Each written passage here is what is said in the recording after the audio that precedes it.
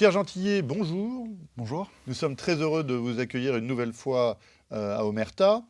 Je rappelle, mais tout le monde vous connaît ici, que vous êtes avocat et que vous êtes jeté dans le grand bain de la politique, puisque vous avez été candidat pour le Rassemblement national dans le beau département du Cher, dans la circonscription de Saint-Amand-Montrond-Linières, pour ceux qui connaissent le Cher, où vous avez failli être élu député, nous reviendrons là-dessus. Puisque le sujet de cette émission sera avant tout celui de l'actualité politique. Alors, nous pouvons justement commencer par un petit débriefing, un petit retour en arrière sur ces élections législatives que vous avez vécues de l'intérieur. Alors, quelle est votre analyse sur le résultat qui a déçu certains des partisans du Rassemblement national sur le score final, même si ce parti, votre parti désormais, a enregistré une progression significative du nombre, en nombre de sièges. En nombre de sièges et en nombre de voix. Le plus impressionnant, évidemment, il y a eu une petite déception au second tour, hein, on y reviendra. Mais en tout cas, les résultats du premier tour sont spectaculaires. Si je prends simplement la circonscription dans laquelle j'étais, c'est-à-dire la 3e circonscription du Cher, nous faisions 28% en 2022, au premier tour. Nous sommes passés à plus de 43%. En 2 ans. Donc il y a bien quelque chose qui s'est passé. Et au niveau national, on voit bien qu'à l'occasion de ces élections législatives, mais aussi des élections européennes, il y a une transformation de l'électorat du RN. Ça, c'est indéniable. Vous avez un tiers des 18-24 ans et des 18-24 ans, pardon, et des retraités, chacun un tiers, qui entre 2022 et 2024 ont changé leur vote en faveur du Rassemblement national. Donc, en 2 ans, c'est un basculement. Donc, ça, c'est évidemment une bonne nouvelle pour les idées que je représente, pour les idées du Rassemblement national, de manière générale, assez large, hein, parce qu'on l'a bien vu qu'à l'occasion de ces élections législatives, ce qui s'est passé allait au-delà encore du Rassemblement national. Je fais référence notamment au ralliement des Républicains et du parti d'Éric Ciotti, mais on a vu des personnalités de la société civile qui se sont engagés, qui se sont dit c'est le moment, et moi-même effectivement je me suis engagé de plein pied dans cette bataille qui était passionnante. Maintenant, il y a eu ce second tour. Et c'est là où je pense qu'on a compris quelque chose, et il faut faire un peu d'historique je pense pour bien comprendre. En 2022, la surprise est venue des 88 députés Rassemblement national. D'un coup, très peu de sondages, ou quasiment aucun sondage n'avait prévu que le RN fasse 88 députés. Dans les 88 circonscriptions, que j'avais toutes regardées à l'époque, nous avons 51 députés RN qui ont été élus dans des duels face à la majorité. La première conclusion que j'avais tirée de ces élections législatives était que le RN n'était pas le repoussoir qu'on voulait avancer partout dans la presse et qu'aujourd'hui la Macronie était aussi clivante que l'était le RN. Et arrive 2024. Et pourquoi est-ce qu'en 2024, les choses ne se sont pas passées comme en 2022 ? Vous voyez, moi, par exemple, j'étais face à un candidat macroniste qui a fait 31% et moi, 43% au premier tour. Mais ça, c'est pareil dans toutes les circonscriptions. Ça s'est terminé au second tour avec 47-25 de mon côté et 52-75 du côté macroniste. Ce qui s'est passé, c'est qu'à l'occasion de ces élections législatives, nous avons vu, je pense comme jamais depuis 2002, une mobilisation médiatique, une mobilisation politique, une campagne de calomnie, je pense comme nous n'avons pas vécu depuis 2002, de caricature, qui fait qu'effectivement, les 200 députés qu'annonçaient les sondages ont été réduits à, je crois que c'est 126 pour le RN, plus une vingtaine pour les Ciottistes, donc mettons entre 140, je crois que c'est 145 députés. Donc, moi, l'enseignement que je tire de ces élections législatives, c'est que en 2022, en réalité, on a mal raisonné, c'est-à-dire que le Front républicain ne s'est pas complètement effrité en 2022, puisqu'en fait, c'était une élection où il n'y avait que 48% de participation. Aux élections législatives de 2024, ce n'est pas 48%, c'est 70%. Première différence. La deuxième différence, et elle est de taille, c'est qu'en 2022, le RN passe par surprise, parce que personne, justement, ne s'attendait à le voir entrer avec autant de parlementaires. En 2024, c'est tout l'inverse. En 2024, le scénario qui semble le plus probable, c'est que le Rassemblement national emporte une majorité avec ses alliés et le gouvernement. Ce qui a favorisé une mobilisation contre nous au second tour qui n'était pas présente en 2022. Voilà où est venue la grande différence. Donc, moi, les enseignements que j'en tire, c'est cela, avant tout. Voilà, maintenant, on va voir s'il y a une dissolution demain. Est-ce que les choses se reproduiront de la même manière? Est-ce que Macron dissolvera? Ça, bien malin qui peut le deviner. Et est-ce que, pour vous, on peut encore parler de plafond de verre? Ou est-ce que, aujourd'hui, le sondage d'ailleurs qui est tombé hier sur le fort vote d'adhésion des électeurs du Rassemblement national remet en cause définitivement ce serpent de mer qui était ce fameux plafond de verre? Je pense que les choses ont considérablement changé en 2 ans, c'est-à-dire depuis 2022. Alors, je l'ai dit, nous n'avons pas eu la majorité absolue à l'occasion de ces élections législatives en 2024. Donc vous pouvez me dire, c'est un échec, tout ce que vous voulez, etc. Maintenant, moi, ce que je regarde, comme tous les sondeurs, comme tous les analystes, ce sont les marges de progression et où est-ce qu'on progresse. Le Rassemblement national progresse dans 2 franges de la population qui lui manquaient. Traditionnellement, le Rassemblement national, si vous prenez par exemple le second tour de l'élection présidentielle en 2022 et que vous prenez les actifs, c'est-à-dire les 35-64 ans, à quelques exceptions près, le Rassemblement national est majoritaire. Conclusion, c'est donc dans les 18-24 ans et dans les retraités, c'est très connu, que le Rassemblement national faisait ses moins bons scores. Eh bien justement, c'est ça ce qui a changé entre 2022 et 2024. Les marges de progression, en particulier chez les retraités, ça c'est le plus impressionnant. Moi je ne l'aurais pas parié, hein, en tout cas pas aussi rapidement. Les marges de progression sont assez spectaculaires. Donc, vous me posez la question du plafond de verre. Je pense qu'en 2 ans, progresser autant fait présager pour l'avenir que ce qu'on appelle le plafond de verre va mécaniquement s'effondrer.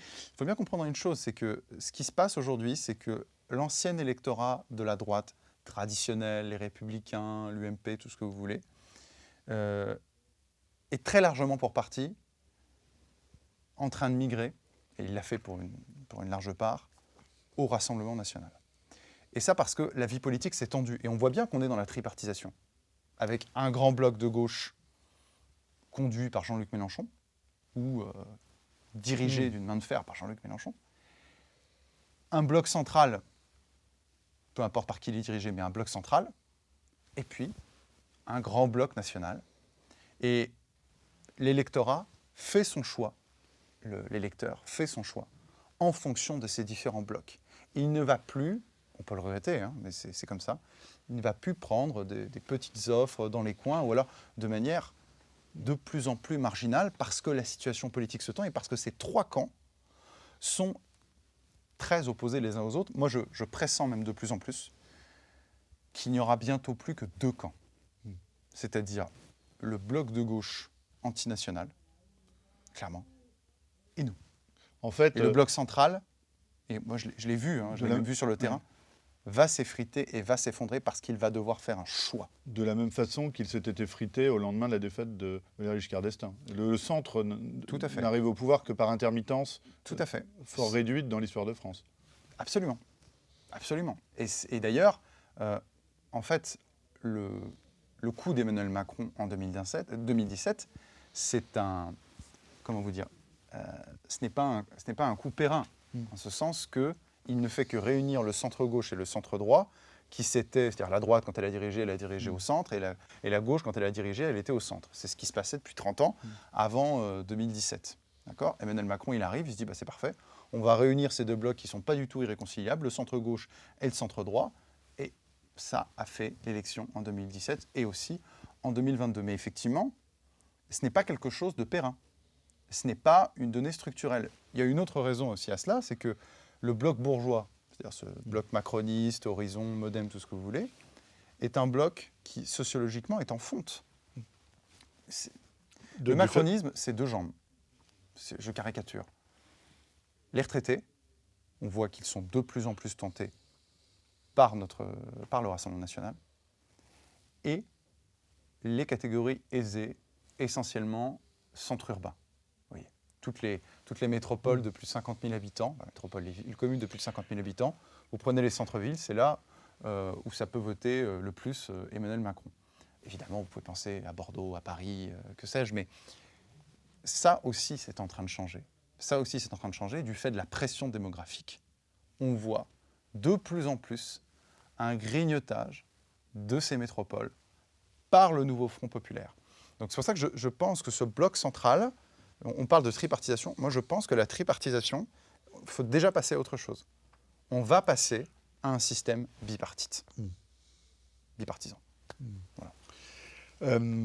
Autre enseignement de ces élections, l'arrivée d'un paradoxe qui est que les Républicains semblent plus affaiblis que jamais comme parti, surtout qu'il a explosé entre les partisans de leur président, Éric Ciotti, qui a fait le choix de l'alliance avec le Rassemblement national, en suivant la réflexion que vous venez de faire sur la constitution de bloc auquel il faut s'arrimer pour continuer à exister.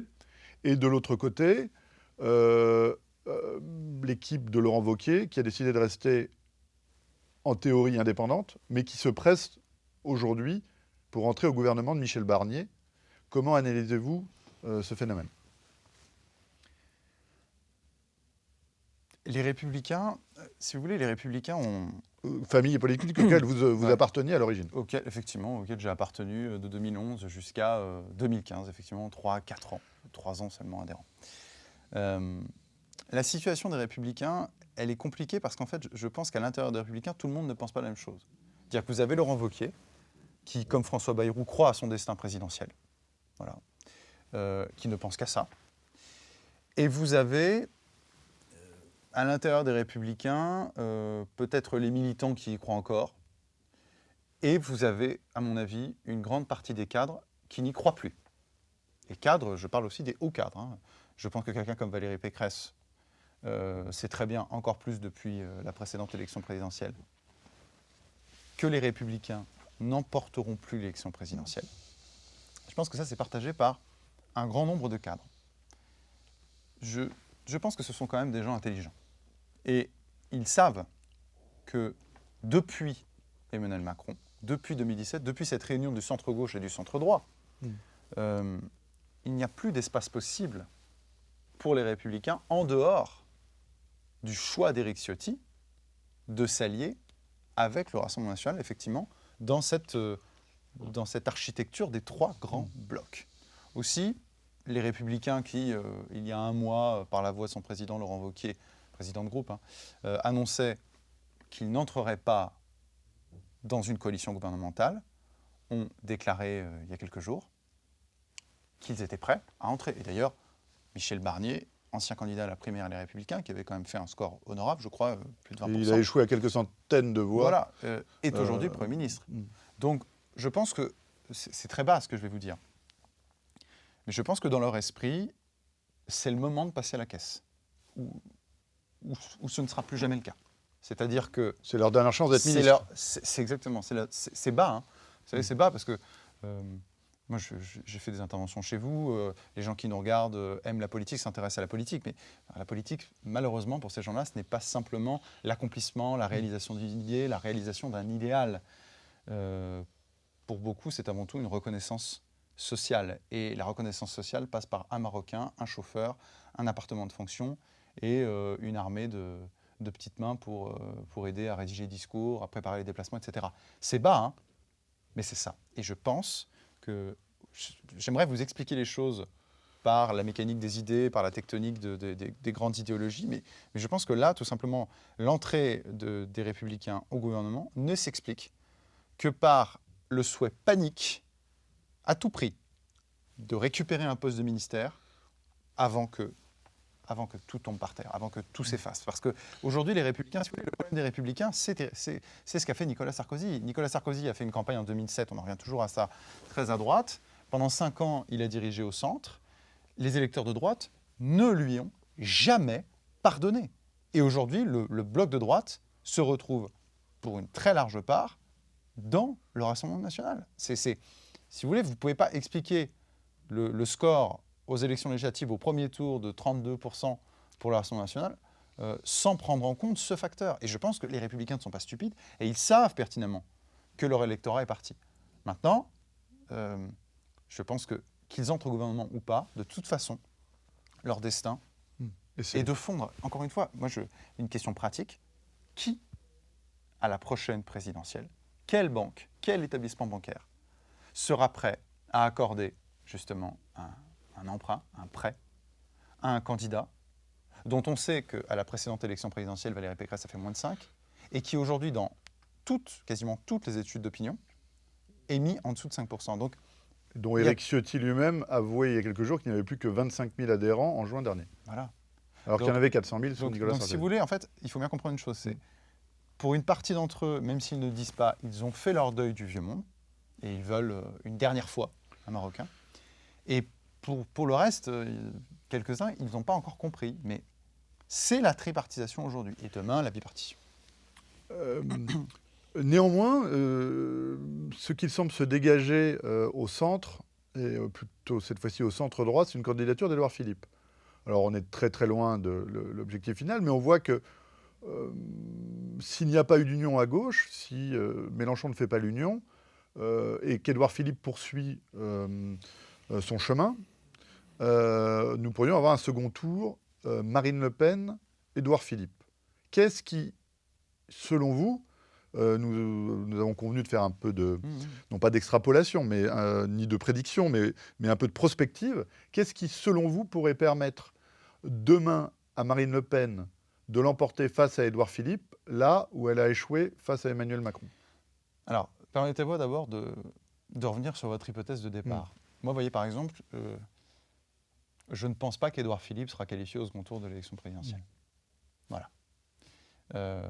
Je pense, je l'ai dit, on est dans une tripartition, un bloc bourgeois, un grand bloc de gauche, un bloc national. Quel est l'ordre d'arrivée de ces trois blocs aux élections législatives? En 1, le Rassemblement national, le premier tour. En 1, le Rassemblement national. En 2, le Nouveau Front populaire. Et en 3, le bloc bourgeois. Je pense que ce bloc est en fonte, pour des raisons que j'ai expliquées, aussi pour des raisons sociologiques, davantage la classe moyenne haute, et qui, petit à petit, fond année après année. Donc, moi, d'emblée, je ne serais pas sûr de cette hypothèse. Je pense qu'aujourd'hui, l'hypothèse la plus probable, pour 2027, c'est un second tour, Marine Le Pen, face à un candidat de gauche qui pourrait être Jean-Luc Mélenchon. Et je pense que dans ce cas de figure, nous avons toutes les chances de l'emporter. Je le souhaite. Maintenant, si nous nous plaçons, puisque je vais jouer à votre jeu, si nous nous plaçons dans l'hypothèse Édouard Philippe face à Marine Le Pen, là, on est obligé de parler un petit peu d'économie et de parler de la situation sociale. Je pense que la dégradation des conditions de vie des Français, et en particulier en ruralité, alors évidemment partout, tout le monde, je vis pour partie en ville, à Paris, je vois les prix de l'alimentaire, mais partout, mais vraiment, j'insiste encore plus dans la ruralité, va précipiter, à mon avis, ou plutôt va repousser une grande part de l'électorat d'aller vers Édouard Philippe. Aujourd'hui, Édouard Philippe, c'est qui? Édouard Philippe, c'est Alain Juppé. Quasiment, physiquement, c'est la même chose. C'est son fils spirituel. Et puis, pour l'instant, on n'entend pas grand-chose de la bouche d'Édouard Philippe, hormis rigueur, potentiel allongement de l'âge de départ à la retraite. Donc, si vous voulez, c'est pas un programme très, très sexy pour une classe française, pour une société française qui se paupérise de plus en plus. Donc je pense que, je ne veux pas jouer les prédictions, mais je pense que ceux qui s'imaginent, en particulier chez les macronistes, qu'il suffit d'arriver au second tour face à Marine Le Pen en 2027, n'ont pas vu ce qui s'est passé dans notre électorat de 2022 à 2024. Je l'ai dit, ce bond, littéralement, on fait quasiment x2 aux élections législatives. J'exagère un peu, mais presque. Et puis la fonte de ce bloc bourgeois. Au premier tour, mais ça veut dire aussi au second tour. Ça aussi, il faut avoir en tête, il faut avoir ça en tête. Donc, je ne jouerai pas les prédictions, mais prudence. Le Monde a fait un article assez intelligent disant que la progression du Rassemblement national ces derniers mois était la victoire posthume de Patrick Buisson. Est-ce que vous partagez cet avis? il est sûr qu'il n'aurait pas boudé son plaisir en voyant effectivement ce qui s'est passé, à la fois sur un plan structurel, c'est-à-dire l'alliance des droites, en tout cas l'alliance d'Éric Ciotti avec le Rassemblement national, et puis un rassemblement plus large, on l'a vu, et évidemment ce score. Enfin, je veux dire, je comprends qu'il y a une déception, et moi, effectivement, j'aurais préféré être parlementaire devant vous et mener le combat à l'Assemblée nationale, mais imaginez tout de même qu'il y a 3 ans, le Rassemblement national avait, je crois, moins d'une dizaine de députés. Aujourd'hui, il y a 126 députés Rassemblement national à l'Assemblée. Donc on ne peut pas parler d'échec. Donc évidemment, il y a quelque chose qui s'est passé. Et ce qui s'est passé aussi, effectivement, et ça, Patrick Buisson l'avait écrit, nous l'avait dit, je pense pouvoir le dire, que la vie politique allait se clarifier. Je me souviens très bien J'avais assisté à une conférence de Patrick Buisson en 2017. C'est quelques années avant que je le connaisse un petit peu plus personnellement. Et il nous avait tous surpris. C'était aux Éveilleurs. Et Emmanuel Macron venait d'emporter l'élection. Et il avait dit, mais réjouissez-vous. Réjouissez-vous. C'était formidable. Réjouir que Emmanuel Macron. Réjouissez-vous, pourquoi ? Réjouissez-vous parce que Emmanuel Macron a enfin apporté la grande clarification que nous attendions. Il a réuni la droite qui n'était pas de droite mais qui était de gauche, et a réuni la gauche qui n'était pas de gauche mais qui en réalité lorgnait plus aussi du coup de l'opposé vers la droite. Il a réuni le centre-gauche et le centre-droit. Or, quel était le problème à droite ? Le problème de la droite, c'est que la droite était en permanence cocu, parce que c'était le centre-droit qui dirigeait.